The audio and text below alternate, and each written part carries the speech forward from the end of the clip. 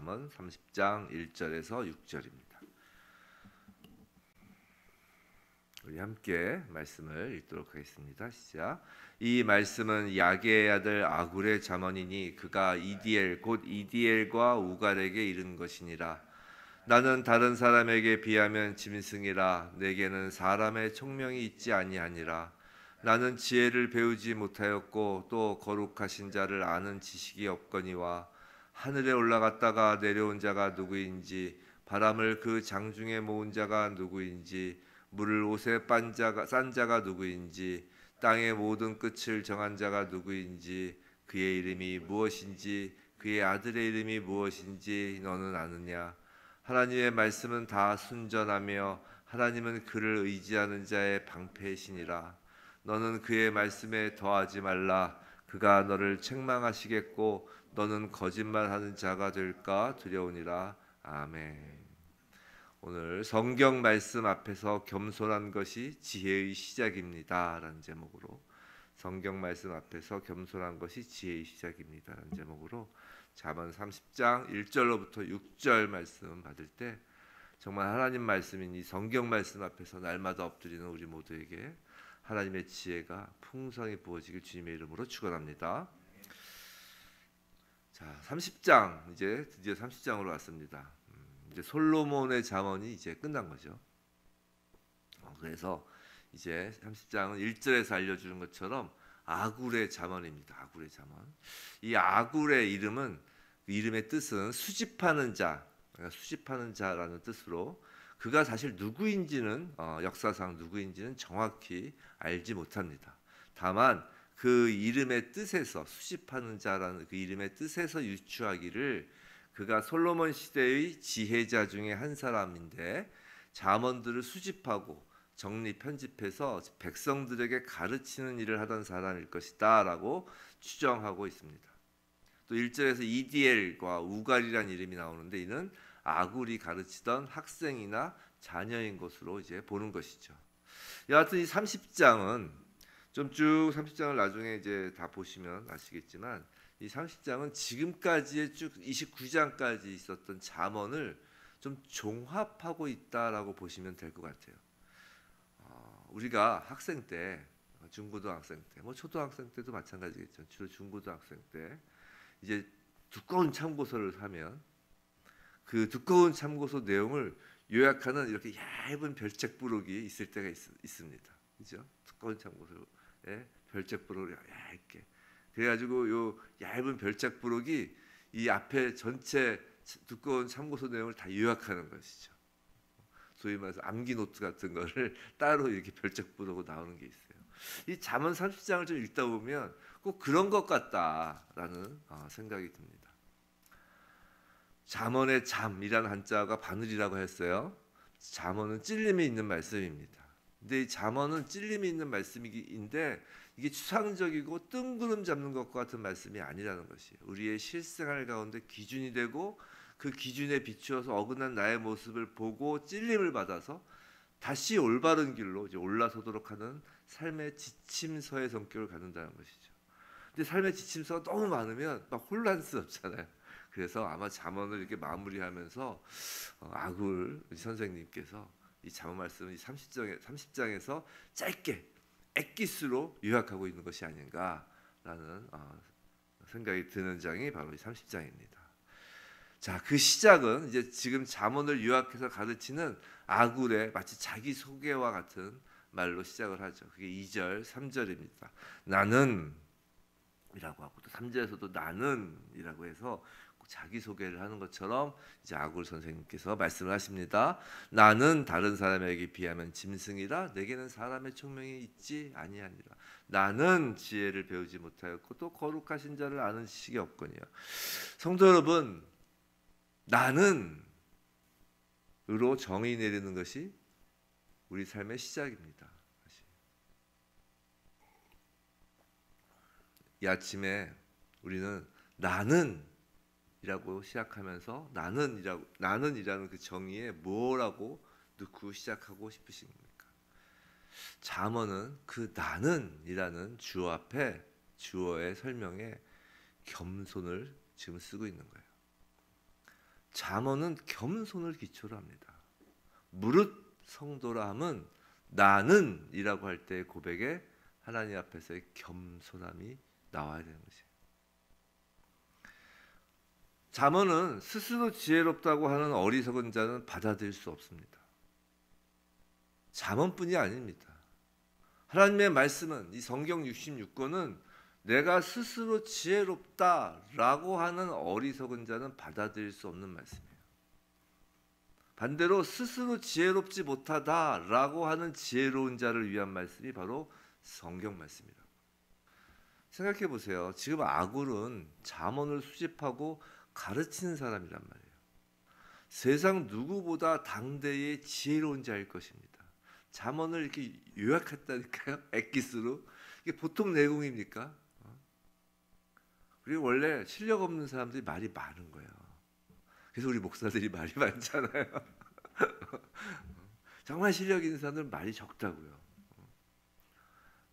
모든 목사가 그렇지 않습니다. 저를 누가 얘기하면 저도 참 제가 말이 많아서 늘 걱정인데, 여하튼 이게 엑기스 요약하는 건 되게 지혜롭다는 것이라고요.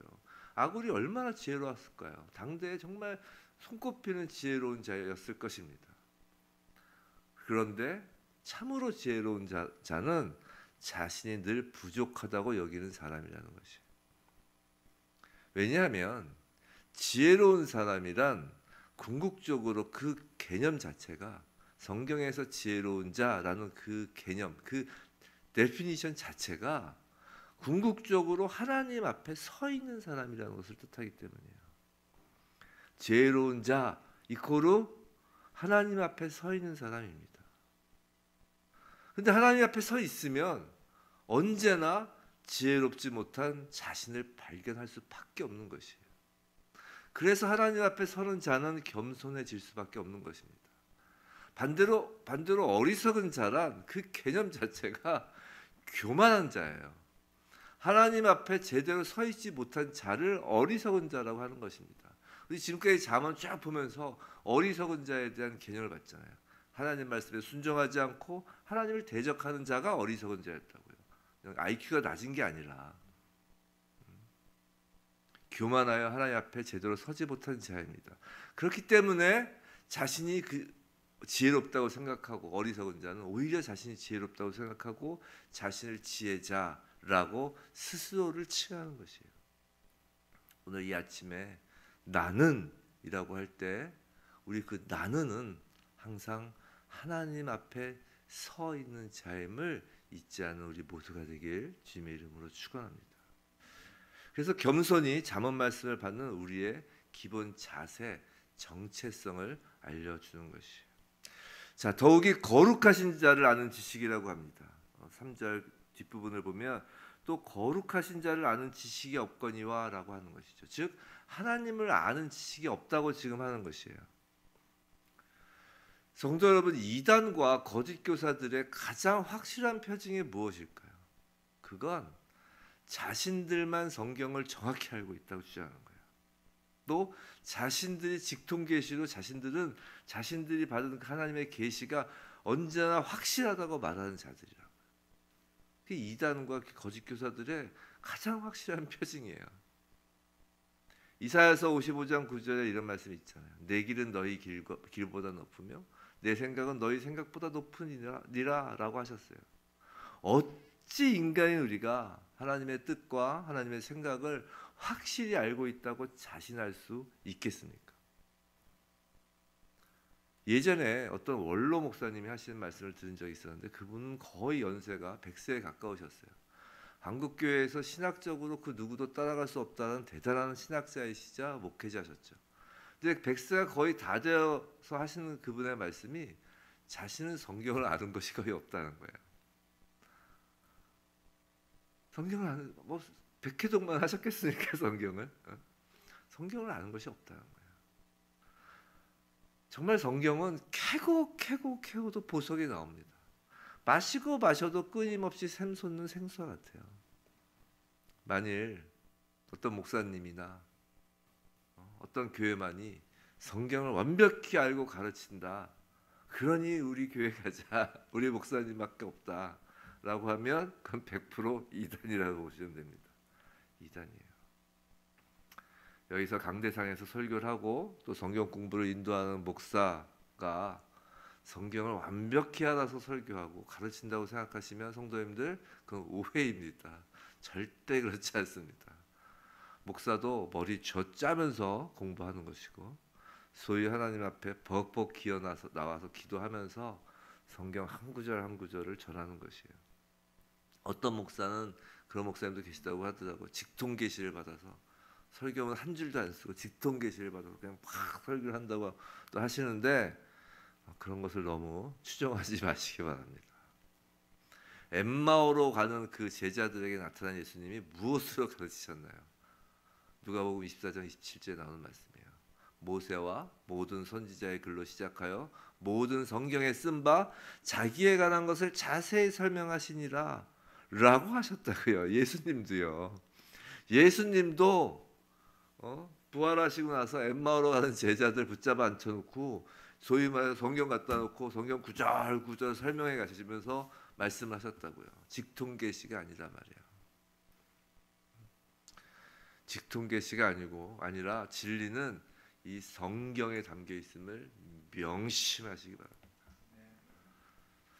4절입니다. 4절. 하늘에 올라갔다가 내려온 자가 누구인지, 바람을 그 장중에 모은 자가 누구인지, 물을 옷에 싼 자가 누구인지, 땅의 모든 끝을 정한 자가 누구인지, 그의 이름이 무엇인지, 그의 아들의 이름이 무엇인지 너는 아느냐.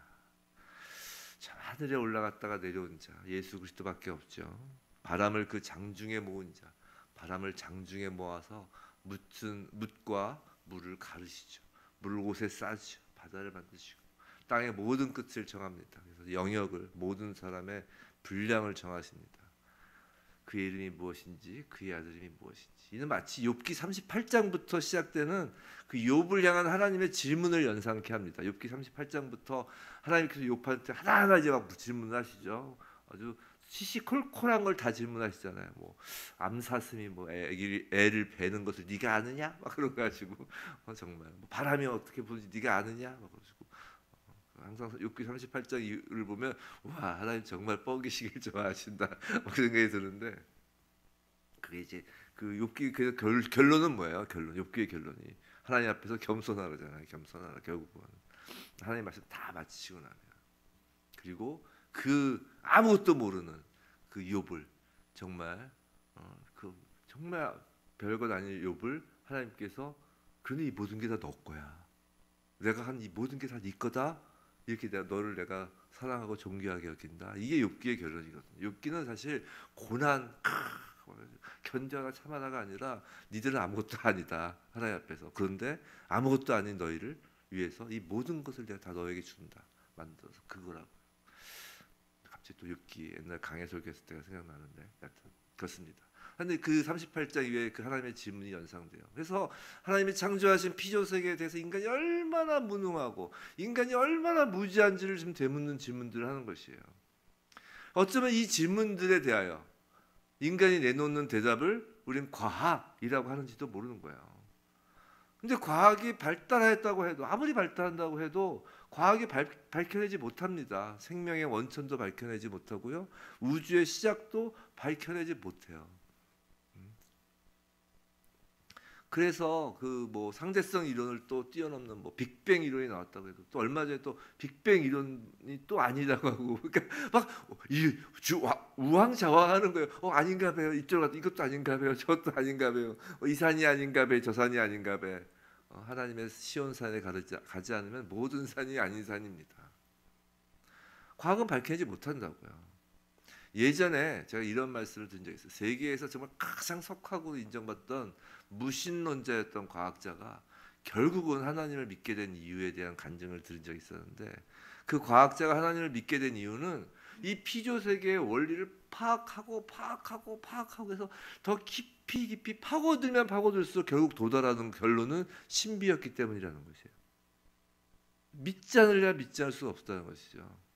소위 말해서 그래서 과학자라고 하고 철학자라고 하고 해가지고 인내해가지고 똑똑한 내 아는 내가 모든 것을 다 아는 사람이네 해가지고 나와서 하나님이 안 계시다 뭐 해서 뭐 진화론도 그런 거 아니에요.